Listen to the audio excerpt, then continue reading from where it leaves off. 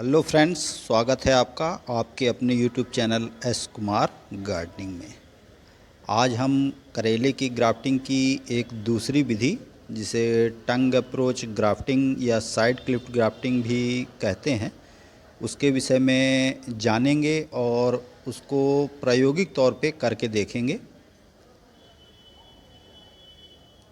तो इसके पहले जो मैंने वीडियो आपके साथ साझा किया, उसमें हमने करेले के पौधे पर स्प्लिट ग्राफ्टिंग का प्रयोग किया था और अब इस पे हम टंग अप्रोच ग्राफ्टिंग या साइड क्लिप्ड ग्राफ्टिंग करेंगे। ये कुछ पौधे हैं जिनकी ग्राफ्टिंग किए हुए लगभग 3 से 4 दिन हो चुके हैं और इसका वीडियो भी मैंने आपके साथ शेयर किया था। हीलिंग चैम्बर वगैरह की सारी जानकारी मैंने A to Z उस वीडियो में आपके साथ शेयर की। तो यदि आप हीलिंग चैम्बर वगैरह की पूरी जानकारी A to Z लेना चाहते हैं तो आप मेरा पिछला वीडियो देख सकते हैं, लिंक मैं डिस्क्रिप्शन बॉक्स में दे दूंगा। उसमें हमने करेले के पौधे में स्प्लिट ग्राफ्टिंग की जानकारी आपके साथ शेयर की थी। और अब हम दो प्लांट्स जिनको हम टंग अप्रोच ग्राफ्टिंग या साइड क्लिप्ड ग्राफ्टिंग के माध्यम से ग्राफ्ट करेंगे। देखिए, ये वही पौधे हैं जिनको लगभग 3 से 4 दिन पहले हमने स्प्लिट ग्राफ्टिंग के माध्यम से ग्राफ्ट किया था और उस पे root stock, sign, A to Z जानकारी छोटी से छोटी मैंने आपके साथ शेयर की। तो हीलिंग चैम्बर यदि आपके पास व्यवस्था ना हो तो उसकी भी व्यवस्था देखिए मैंने आपको करके बताई थी और पौधे अभी हमारे अच्छी हालात में दिख रहे हैं। ऐसा लग रहा है कि हमारी ग्राफ्टिंग सभी पौधों में 100% सक्सेस होगी। तो देखिए, इनको ग्राफ्ट किए हुए 3 दिन हो चुका है। हाँ, तीन से 4 दिन हो चुके हैं, सॉरी। और इनको ज़्यादा देर खोल के हम नहीं रखेंगे, तो इनको ढक देते हैं और फिर उसके पश्चात हम टंग अप्रोच ग्राफ्टिंग या साइड क्लिप ग्राफ्टिंग किस प्रकार बेल वाली पौधों के सब्जियों में बेल वाली जो भी सब्जियां होती हैं, जैसे कि लौकी हो गया, करेला हो गया, खीरा हो गया, तुरई हो गया और यहाँ तक कि जो जैसे बैगन हो गया, मिर्च हो गया, टमाटर में भी इस विधि का उपयोग किया जाता है।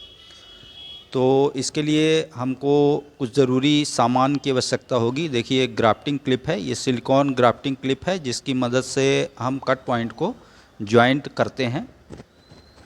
और ज़रूरत होगी हमें इसके साथ में एक साफ़ और नए ब्लेड की।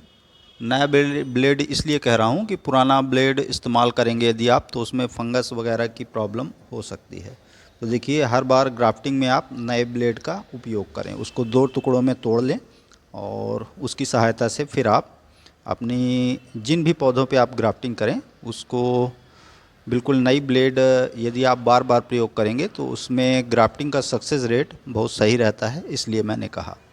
तो देखिए, 2 पौधे हैं। एक इनको मैंने एक साथ एक डिस्पोजल ग्लास में उगाया है और देखिए, करेला और कद्दू दोनों एक साथ में। तो यदि करेले के बीज को फास्ट जर्मिनेशन कैसे करते हैं ताकि आपकी कद्दू और करेला दोनों साथ में बिल्कुल ग्राफ्टिंग की योग्य हो जाएं, तो मेरा इसमें वीडियो है, मैं लिंक डिस्क्रिप्शन बॉक्स में दे दूंगा, आप जाके देख लीजिए ताकि दोनों पौधे आपके बिल्कुल साथ में ग्राफ्टिंग के लिए तैयार हों।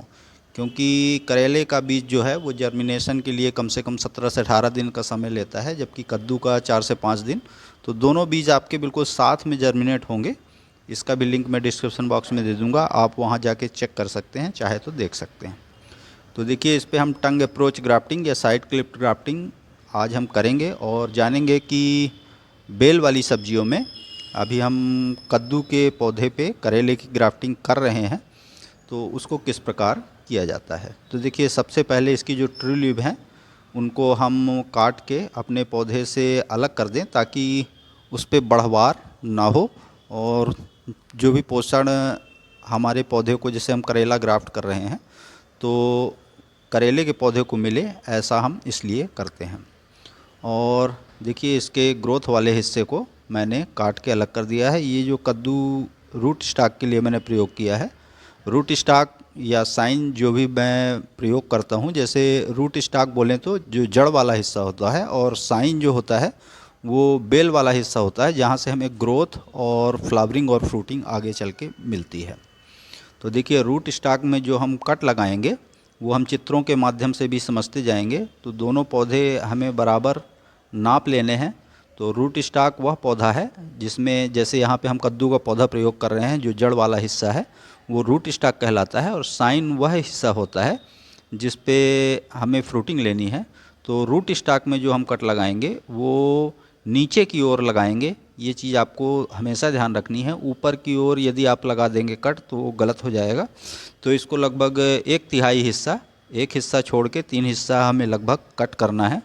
देखिए 45 डिग्री के एंगल में, देखिए इस प्रकार ये कट मैंने लगाया है। ये 45 डिग्री के एंगल में लगा कट है, और सेम अपोजिट डायरेक्शन में हम करेले के पौधे में कट लगाएंगे 45 डिग्री के एंगल में। तो यह चीज़ आपको बिल्कुल बराबर नाप के करनी है, क्योंकि ऊपर नीचे या आगे पीछे हो जाएगा तो आपका जॉइंट सही ढंग से नहीं बैठेगा। ये देखिए हमको इस तरह का जॉइंट अपने पौधे में लगाना है, क्योंकि हमको करेले के ऊपर अपना कद्दू के ऊपर हमको अपना करेला का पौधा शिफ्ट करना है। तो कद्दू का पौधा जो है उस पर हम नीचे की ओर कट लगाएंगे, और जो करेला का पौधा है उसमें हम ऊपर की ओर कट लगाएंगे। इस चीज़ का हमको ध्यान देना है, तभी हमारे पौधे में जॉइंट सही ढंग से बनेगा। इस चीज़ का हमको ध्यान रख के ही अपना कट लगाना है, वरना वह पौधा आपका वेस्ट चला जाएगा। तो देखिए हमने अपने पौधे को अच्छी तरह से फंसा लिया है। अब हम इसे ग्राफ्टिंग क्लिप की मदद से, और चूँकि मोबाइल से मैं वीडियो शूट कर रहा हूँ, हो सकता है दिखाई सही ढंग से ना दे, तो इसलिए मैं चित्रों के माध्यम से भी आपको समझाता जा रहा हूँ। तो देखिए ग्राफ्टिंग क्लिप है, इसकी सहायता से जैसा जॉइंट आप चित्र में देख रहे हैं उसी तरह का जॉइंट आपको ग्राफ्टिंग क्लिप आपको फंसानी है अपने रूट स्टॉक और साइन के जॉइंट में।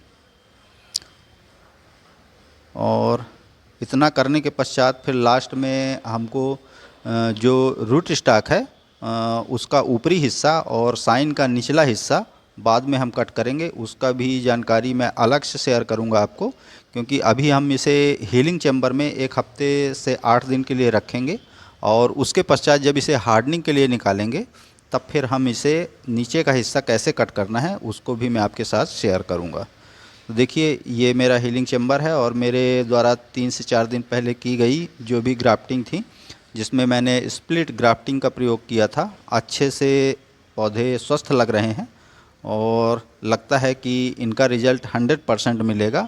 तो दूसरा भी पौधा है उसको भी सेम प्रक्रिया से हम ग्राफ्ट कर लेते हैं, और फिर इसको भी हीलिंग चैम्बर में हीलिंग के लिए कम से कम 7 से 8 दिन रखेंगे, और उसके पश्चात फिर हार्डनिंग के लिए बाहर निकाल के धूप में, सिर्फ मॉर्निंग की 1 आध घंटे की धूप इन पौधों पे पड़ेगी। उसके बाद ये दिन भर छाया में रहेंगे कम से कम 10 दिन।